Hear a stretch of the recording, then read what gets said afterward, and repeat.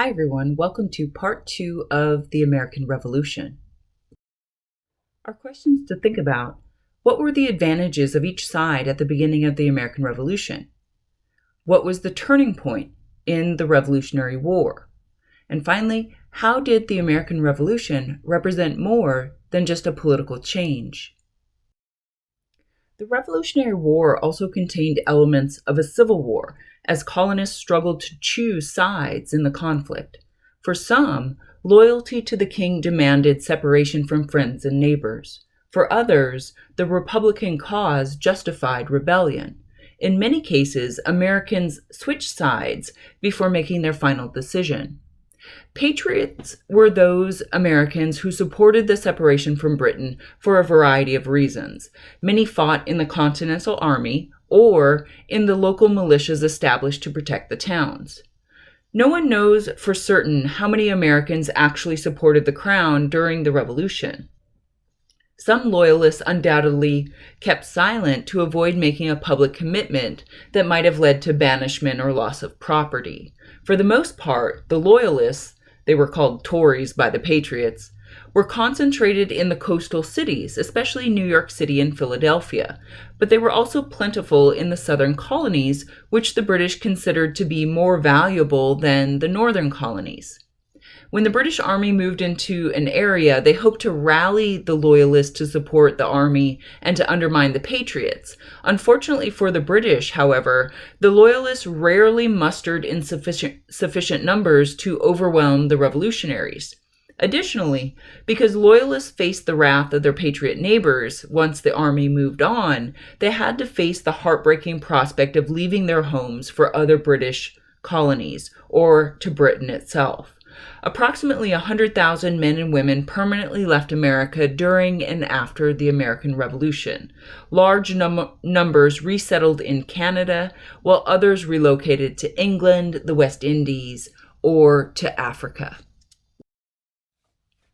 When we compare the two sides in the war, one of the things that we notice is that by declaring themselves to be independent of Great Britain, the United States has essentially picked a fight with the most powerful nation on the planet. And this is going to be an uphill battle for them. The population of Great Britain was approximately 4 times that of its former colonies. England also possessed a strong manufacturing base, a well-trained regular army supplemented by thousands of hired German troops, the Hessian mercenaries, and a navy that dominated the world's oceans. On the flip side of this, the British had to transport men and supplies across the Atlantic Ocean, whereas most of the American soldiers and militiamen came from the surrounding communities. In addition, the United States covers a huge geographic area. Militarily, this means that the British could win only by crushing the American will to resist. The British very quickly seized many of the port cities, but the Continental Army evaded defeat by retreating into the countryside. This is part of Washington's strategy during the war. The British had underestimated the depth of Americans' commitment to a political ideology, and this would make the Americans a formidable and determined opponent. If we think about why the British troops are fighting, it's because that's their job. They are soldiers and they're paid to fight whoever the British government tells them to fight. But the American revolutionaries are fighting for their freedoms. They're fighting for their homes, their families. And that is a powerful force. And the British underestimated it. General Washington also recognized that the Continental Army served not only as a fighting force, but as a symbol of the Republican cause, of the revolutionary cause, and its very existence would sustain American hopes, and as long as the Army survived, American agents could plausibly solicit foreign aid. But there's one more key component to this story, and that is, in order to be successful, all the Americans have to do is not lose. Because if at any point in time the British government simply gives up, the Americans have won. It's not necessary for the Americans to wipe the British troops off the face of North America or to go to London and kill the king. It's not necessary. All they have to do is not lose. Jumping ahead to a major turning point in the Revolutionary War, in the summer of 1777, General John Burgoyne, British General John Burgoyne, a dashing and overbearing officer, descended from Canada with a force of more than 7,000 troops. The plan was to clear the Hudson Valley of rebel resistance, to join up with British General William Howe's army, which was to come up to Albany from New York, and thereby cut off New England from the rest of the colonies. But this was an absolute disaster. American Colonel John Stark and the New Hampshire militia overwhelmed German mercenaries at the Battle of Bennington in Vermont, and Burgoyne's troops later found themselves surrounded by Patriot forces and running out of supplies. Their attempts to retreat back to Canada failed, and the haughty Burgoyne was forced to surrender to Colonel Stark. Even before the Americans declared their independence, agents of the government of Louis XVI of France began to explore ways to aid the colonists, not so much because the French monarchy believed in the Republican cause, but because it hoped to embarrass the English. During the early months of the Revolution, the French covertly sent tons of essential military supplies to the Americans. But the American negotiators, including Benjamin Franklin, desperately pleaded for official recognition of American independence or for outright military alliance. But the French were cautious because there could be severe consequences if the king openly backed a cause that had little chance of success. So the American victory at Saratoga convinced the French that the rebels had formidable forces and were serious in their resolve. So the Treaty of Amity and Commerce established a commercial relationship between France and the United States, and thereby indirectly accepted the existence of a new independent republic. The Treaty of Alliance stated that in the event that France and England went to war, which everyone expected they would, the French and Americans agreed not to sign a peace treaty with the British without the consent of the other party.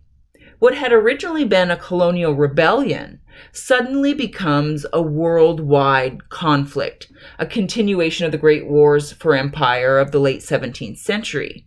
The fighting soon spread to the Mediterranean, Africa, India, and the West Indies. And Britain's scarce military resources, especially newer fighting ships, had to be diverted from the American theater to guard the English Channel to protect against a possible invasion from France. And the French assistance would be the most important factor in American success in the war against Great Britain. Later on in the war, there is a decisive moment. British General Charles Cornwallis has been trying to track down American General Francis Marion. Francis Marion's nickname was the Swamp Fox, and he had sort of this brilliant strategy of hitting Cornwallis's army and then retreating into the swamp. And then Cornwallis would foolishly try to track him through these swamps, but he would just end up losing men and supply and energy in the process. So at a certain point, Cornwallis decides that he needs to be resupplied and to rest his troops. So knowing that the British Navy controlled the Chesapeake Bay, he makes his way onto a peninsula in the Chesapeake Bay. So this would give him a good defensive position because any land troops could only really attack him from one direction. And then he would have his back to the Chesapeake Bay, which would be supported by the British Navy. But once Cornwallis gets to Yorktown on the peninsula, he discovers that the French Navy has defeated the British Navy in the Chesapeake Bay. and that General Washington is coming down from the north with large numbers of troops aided by the French. Cornwallis finds himself trapped and that he has no other choice but to surrender. When King George III and his advisors heard of Cornwallis's loss at Yorktown, they made the decision not to send additional troops to America, and the victory at Yorktown essentially ended the American Revolution. The peace treaty, however, is going to take a little time. The American Congress appointed a skilled delegation to negotiate the peace treaty. Benjamin Franklin of Pennsylvania, John Adams of Massachusetts, and John Jay of New York. According to their official instructions, they were to insist only on the recognition of the independence of the United States. On other issues, Congress ordered its delegates to defer to the counsel of the French government. But the political environment in Paris was much different from what the diplomats had been led to expect. The French had formed a military alliance with Spain, and French officials announced that they would not consider the details of an American diplomatic settlement until after the Spanish had recaptured Gibraltar from the British, even though the prospects of the Spanish victory were not good. In fact, the British still control Gibraltar today. In any case, it was also well known that Spain wanted the lands between the Appalachian Mountains and the Mississippi River. There were even rumors in Paris that the European powers might conspire to deny the United States its independence. And so the three American delegates publicly paid their respects to the French officials, but they also secretly entered into negotiations with an English agent. The peacemakers drove a remarkable bargain, a much better one than Congress could have expected.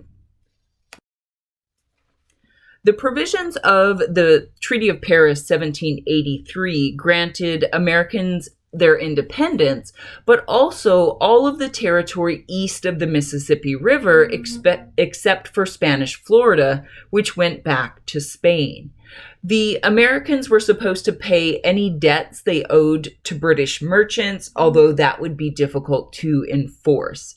In addition, the British demanded that the Americans compensate the Loyalists for any confiscated property. But again, that's going to be difficult to enforce. In the fall of 1783, the last of the British redcoats sailed from New York City and ended 176 years of colonial rule. But there were questions to be answered. What would be the shape of the new government? What powers would be delegated to the people, the states, or the national authorities?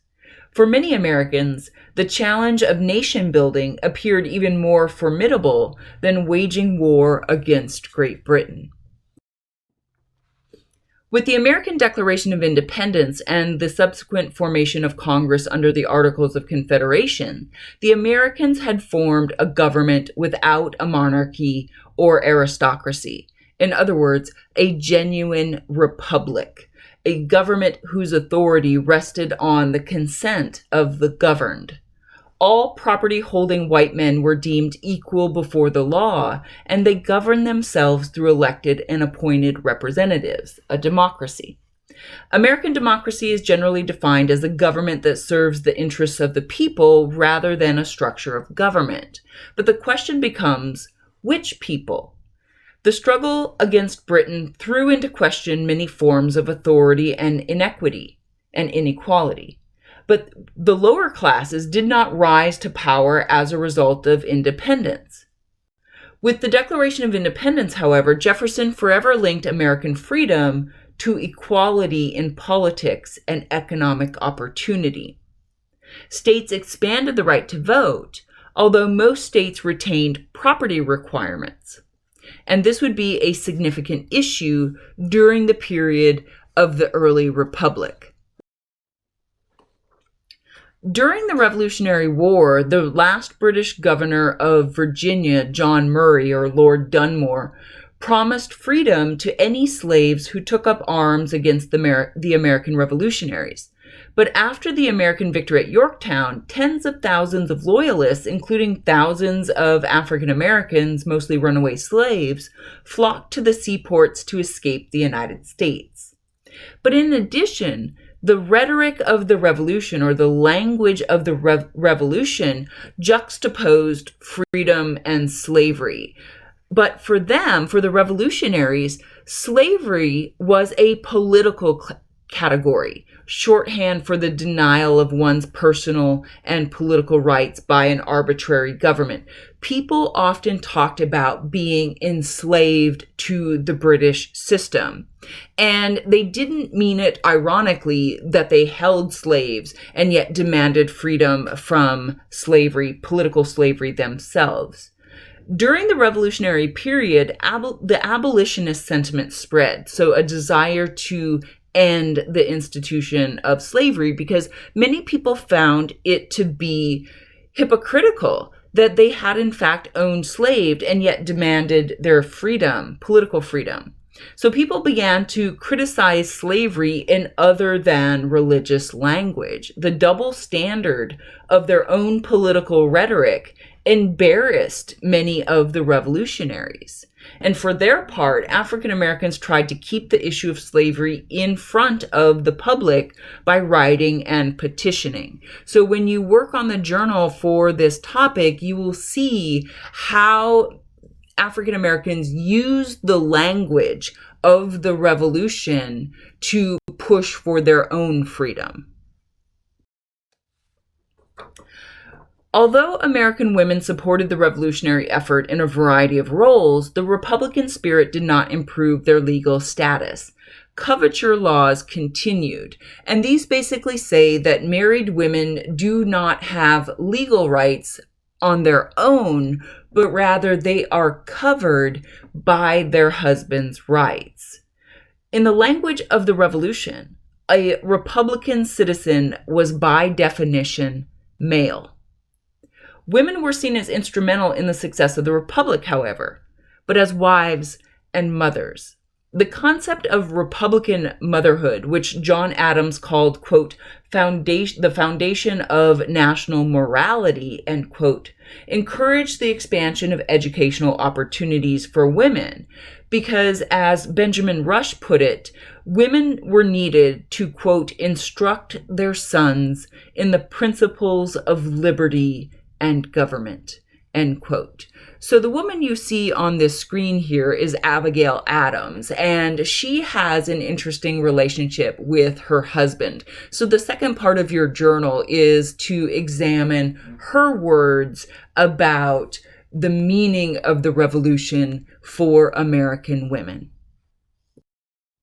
So coming back to our questions to think about, what were the advantages of each side at the beginning of the American Revolution? Great Britain had a larger population, more manufacturing, they had a standing army, they had money to hire mercenaries, and they had a navy. But for the Americans, the fact that they're fighting for their own freedom is a powerful force. They also have the advantage of geography. The American colonies stretched over 1,500 miles from north to south. So this is a huge geographic area in which to evade capture by the British Army.